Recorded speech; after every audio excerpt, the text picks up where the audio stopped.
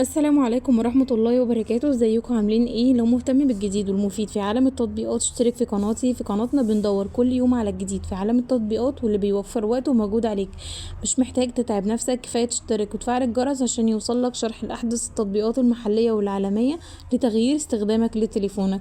تطبيق النهاردة يا جماعة اللي هنتكلم عنه هو وايز. التطبيق ده عمليات التنزيل بتاعته أكتر من 10 مليون عملية تنزيل، وسعة التخزين بتاعته هي 45 ميجا بايتس، واخد تقييم 4.7 تقييم. طيب فكرة التطبيق ده او ايه، او بيتكلم عن ايه التطبيق ده؟ هو تطبيق مالي بيهدف لتسهيل التحويلات المالية الدولية، بيسمح لك بإرسال واستقبال الأموال إلى مختلف أنحاء العالم بأسعار تنافسية وبطريقة سريعة وآمنة. مميزات التطبيق ده إن هو بيقدم لك أسعار تنافسية، أسعار تحويل منخفضة مقارنة بالبنود التقليدية. سرعة التحويل بيتم معالجة معظم التحويلات بسرعة كبيرة. بيوفر لك أكتر من 40 عملة تحويلية اللي بتقدر تحول بيها الأموال بأكتر من 40 عملة عالمية.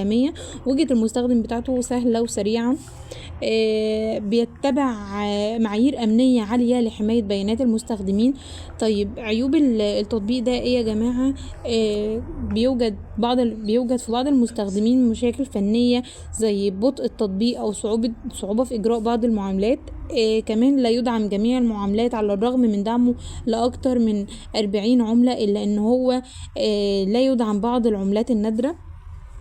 اراء الناس فيه ايه يا جماعه؟ الاراء الايجابيه ان هو بيحظى بتقييم عالي من المستخدمين اللي هم استخدموه. بيقولوا ان هو سهل في الاستخدام والاسعار بتاعته تنافسيه. ولكن هناك بعض الاراء السلبيه، وهو ان بعض الناس بتشتكي من بطء التطبيق او مواجهه مشكله في بعض العملات. فايدة التطبيق ده ايه يا جماعة؟ طبعا ليه فايدة لو انت كنت بتحول دايما فلوس بشكل متكرر للخارج. فتطبيق ويز ده هو بيوفر عليك الكثير من الفلوس، والوقت كمان ان هو مفيد للسفر واللي شغال بره في الخارج. طيب هل التطبيق ده مفيد ولا لا؟ التطبيق ده نعم مفيد للاشخاص اللي بيحتاجوا لتحويل الاموال للخارج، فهو بيوفر بديل ارخص واسرع من البنوك التقليدية. كمان يا جماعة عايزة اقول لكم قبل استخدام اي تطبيق لتحويل الفلوس لازم ان انت تقرأ الشروط والاحكام بعناية ومقارنة الاسعار بين مختلف التطبيقات التانية. عايزاكم تعرفوا يا جماعة ان احنا القناة بتاعتنا هي القناة الوحيدة اللي بتتكلم عن التطبيقات بدون تحييز لأي تطبيق.